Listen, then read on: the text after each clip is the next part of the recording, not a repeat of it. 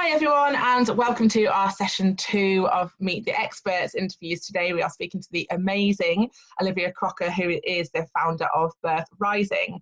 She's a feminist, pregnancy, birth coach and doula, and this woman is absolutely amazing. I've had the privilege to have many chats with her, getting to know her. She just has a really, really great outlook on everything. So she's kind of at the beginning of paving the way for positive birth and empowering women to really have their voices heard within the maternity services. So I'd like to welcome you on, Olivia. Hi. Welcome into the interview with the experts. This is amazing. Thank you so much for doing this. I know that we've had a lot of tech issues, so it's really great that we've kind of come to a place that we can make it happen and make it work. So we're mainly going to be talking today about self-advocating and the gut instincts within that, and allowing that woman to have her voice heard within the services. So would you like to elaborate a bit on that, sort of tell us a bit about what that means and what you do? Yeah, well, so I actually started off working as a doula 3 years ago and kind of became totally obsessed with birth after having my daughter, who's now 4.5. And as I was going through it, as I was walking alongside people having their babies, I really started to see people giving birth in different ways, making choices in different ways. And I guess I always had this question in my mind, like, what is it that really helps someone give birth with confidence? What is it that really helps them feel firm in their choices? Because, you know, pretty much everyone I was working with was really well prepared. Like, they were not only hiring me as their doula, but they would also have done something like hypnobirthing, or been to other birth education classes. And yeah, I still noticed there was this huge disparity. And then so I was kind of always reflecting on this. And then actually when I had my second baby, it really hit me that the thing that made this huge difference between, you know, feeling confident, feeling like you were clear in your choices, like you could just really trust in what it was that you wanted for your birth, versus feeling very under pressure from doctors and midwives, feeling kind of pushed along in the system, was self-belief, was self-conviction. It was that much deeper feeling, because, you know, I'd been working with women who knew all the information. Like, they knew all the information before they even hired me as their doula. Amazing. They didn't need me there in that sense for the information side of things. But actually, some of these women, they were so, not by their own fault, because of previous experiences, because of the maternity system, they were so anxious, they were so afraid to question expertise. They're so afraid of the responsibility of, what if I make the wrong decision and something happens to my baby and it's my fault, that ultimately they were laying everything in the hands of the doctors and midwives to decide for them, and then still ended up going down paths that they didn't want to go down. Because that's the thing, as a doula, you're not there to say, no, you can't have this. You're there to support the birthing person's choice.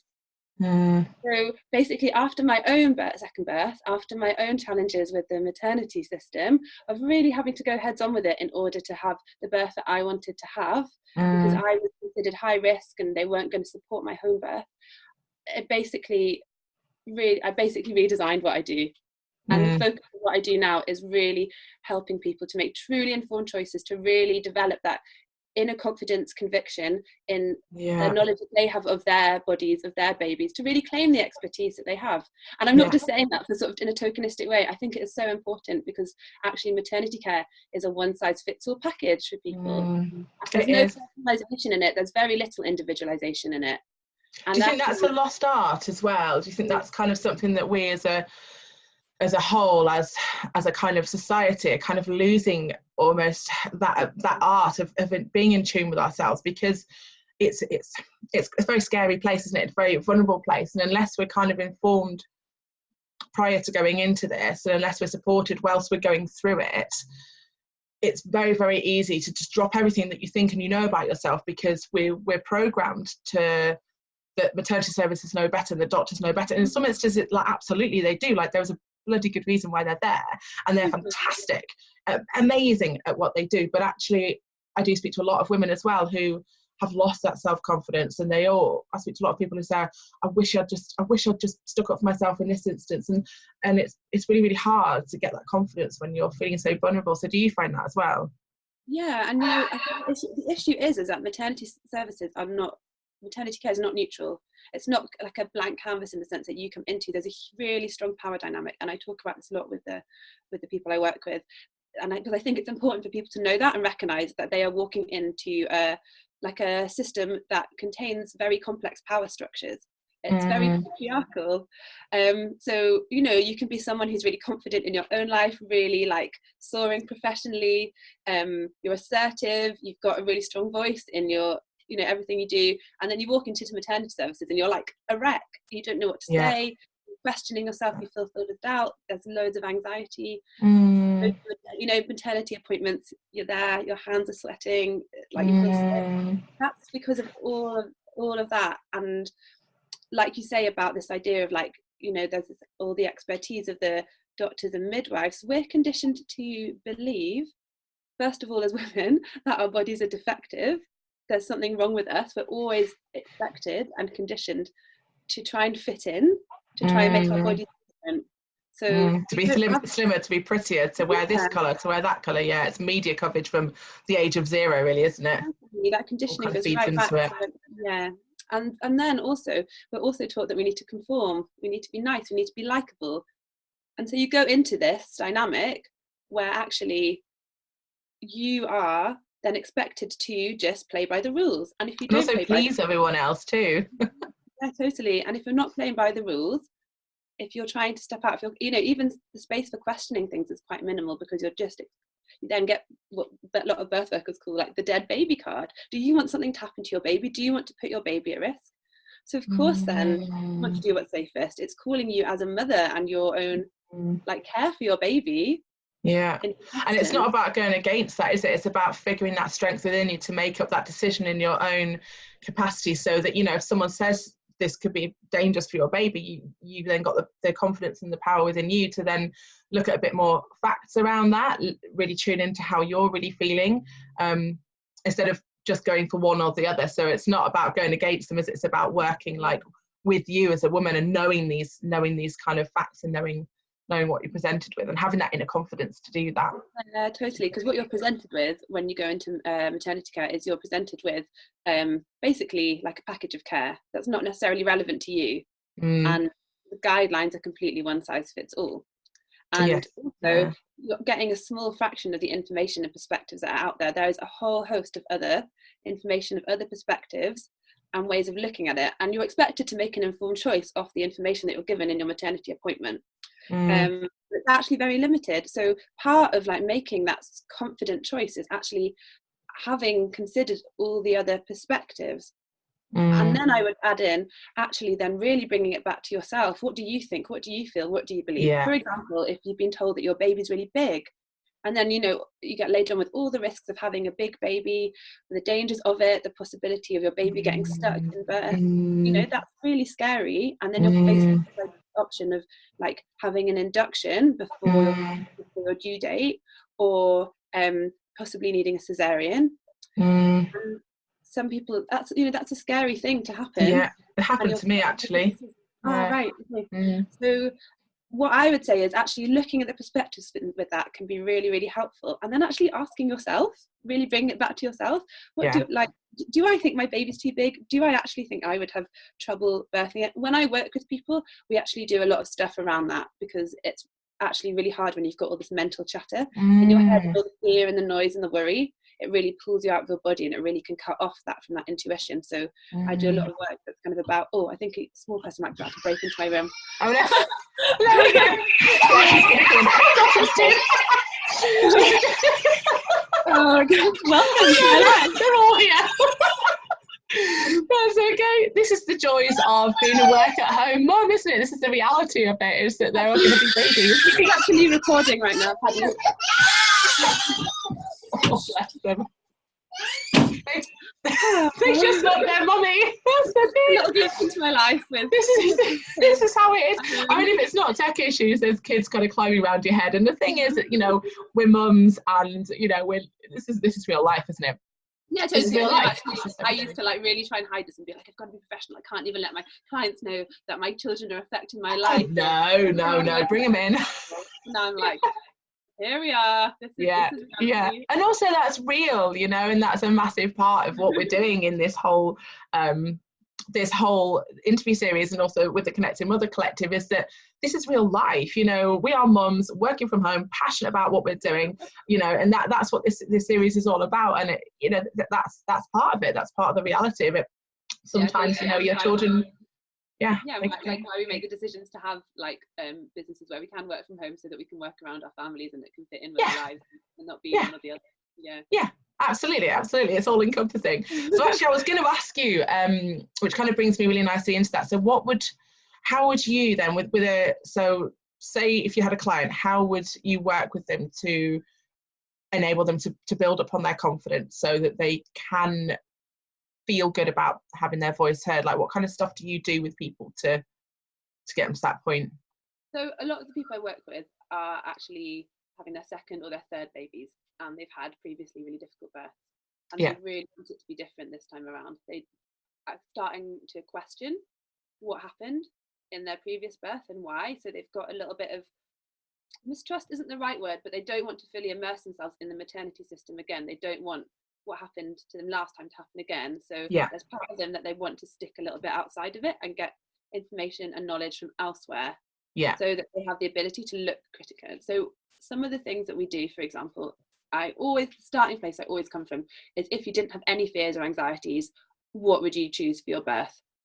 Because I think that is what we are working towards. I can't promise anyone to have the perfect birth, but I can help them maximize the chances of it.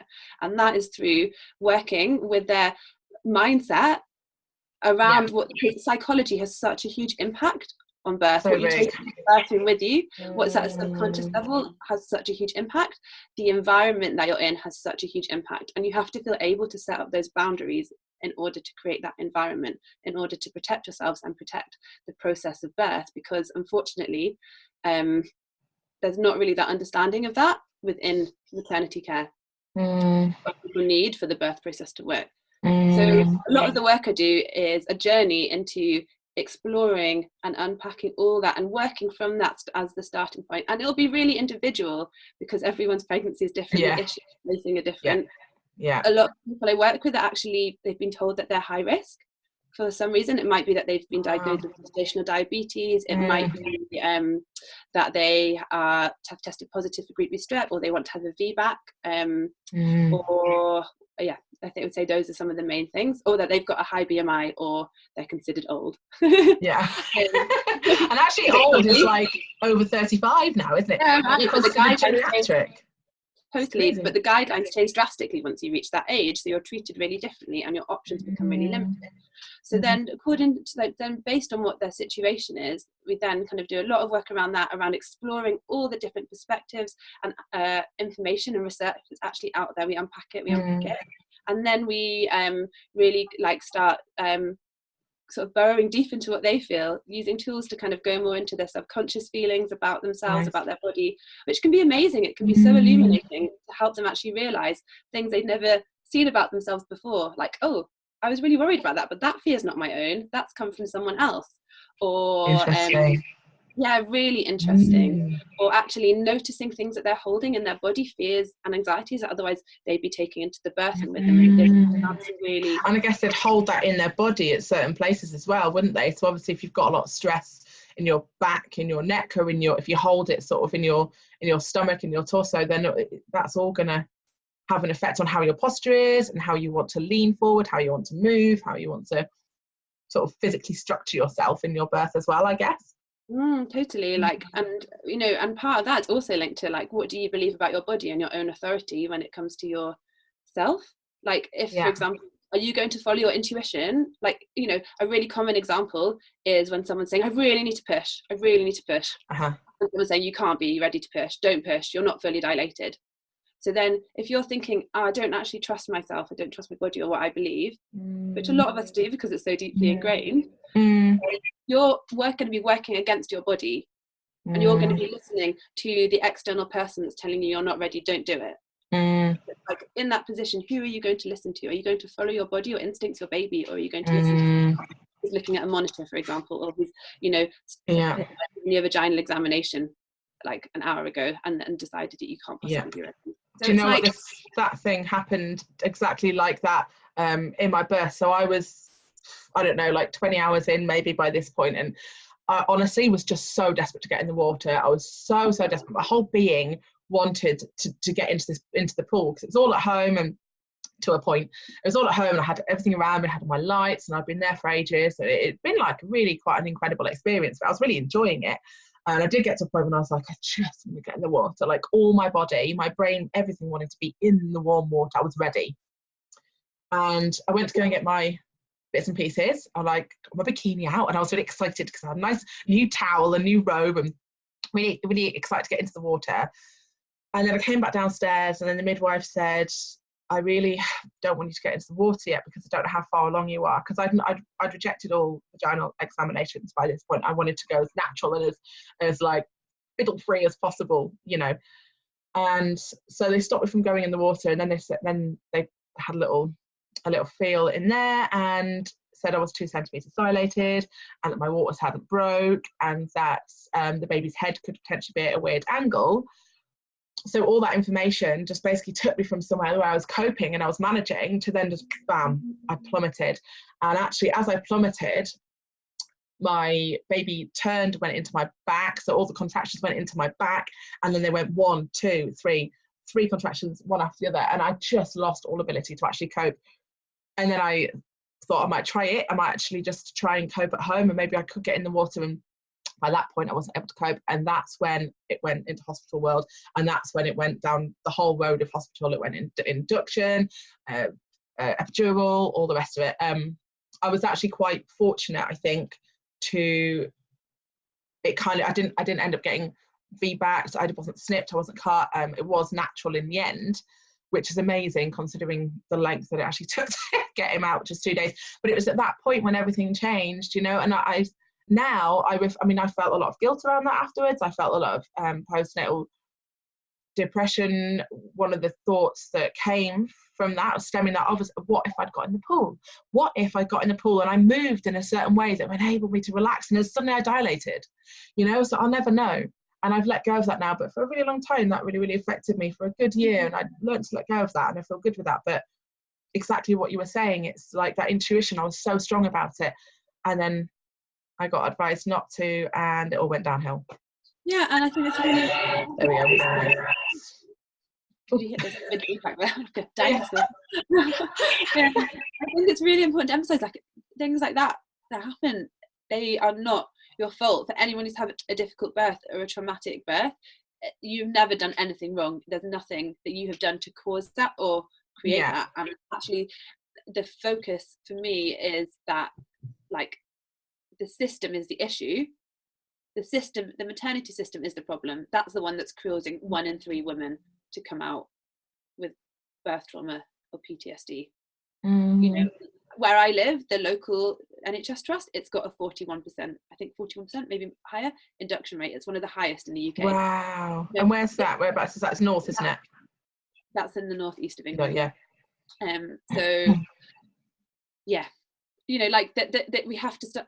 That it's not about individuals ever doing something wrong or having done something differently, but where the place I come from is that the system is in a position where if we want to be having a birth that is where we are feeling in control, where we feel like we have voices, where we are feeling like we are able to advocate for ourselves, then we need to, you know, then that's what we can take control over.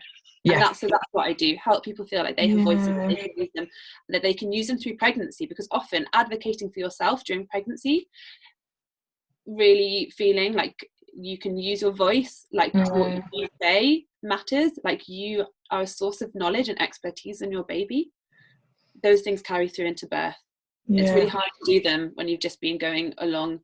And I'm not saying this is about being like, you know, resisting everything all the time, but it's just about knowing that you can ask questions and get information. And it might be that you choose to do exactly the advice that you've been given. That's what feels right. It's so individual. It's not like about prescriptive and anything.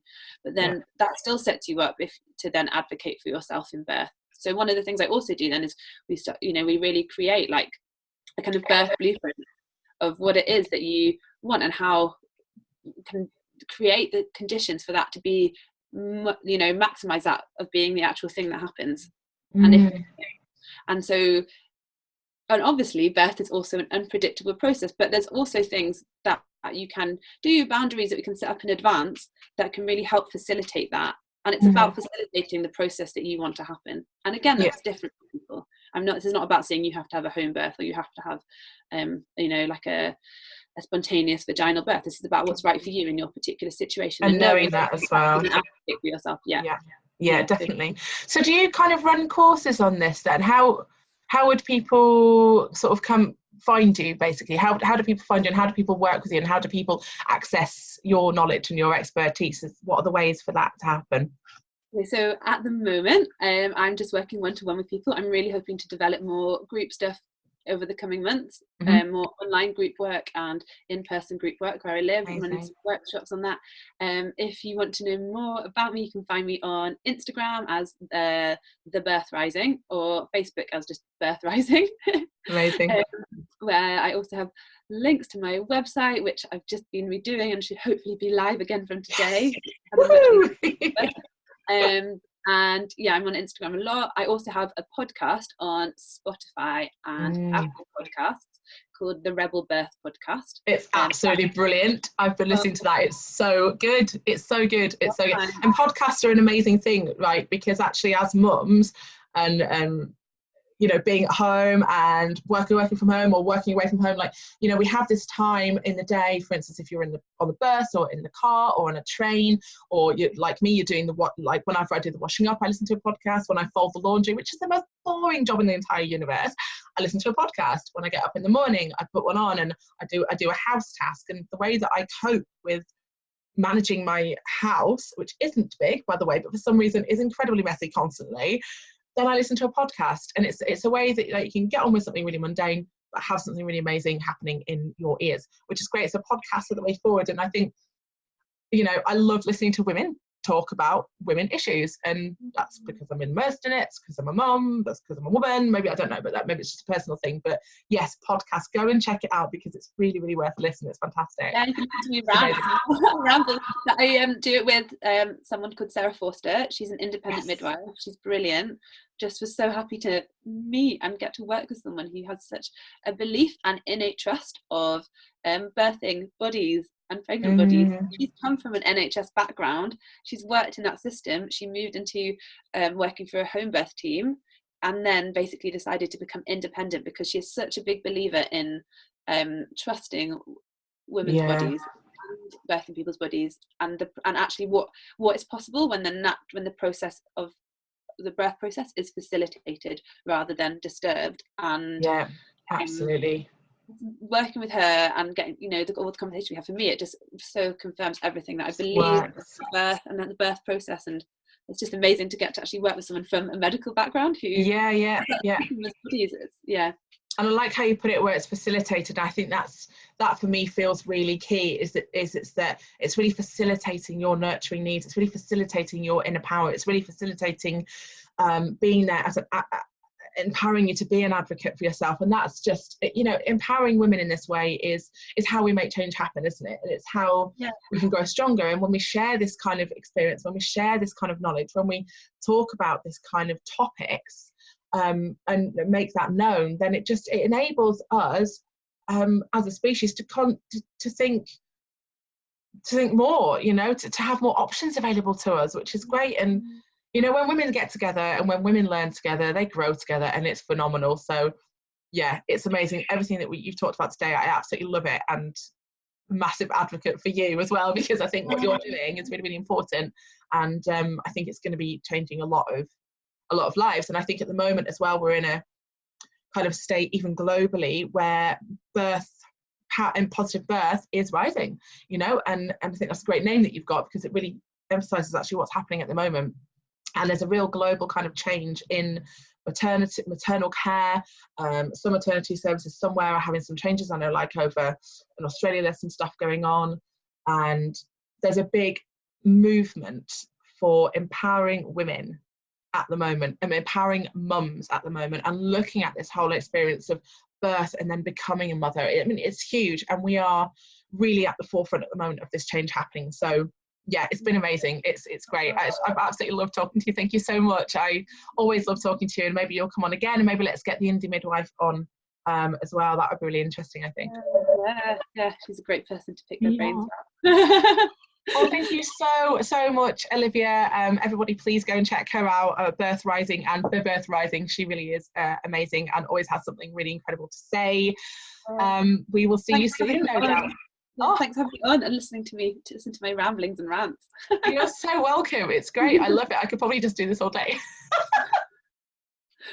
Well, take good care, and yes, we will see you really soon. See you soon. Loads of love. Bye. Bye.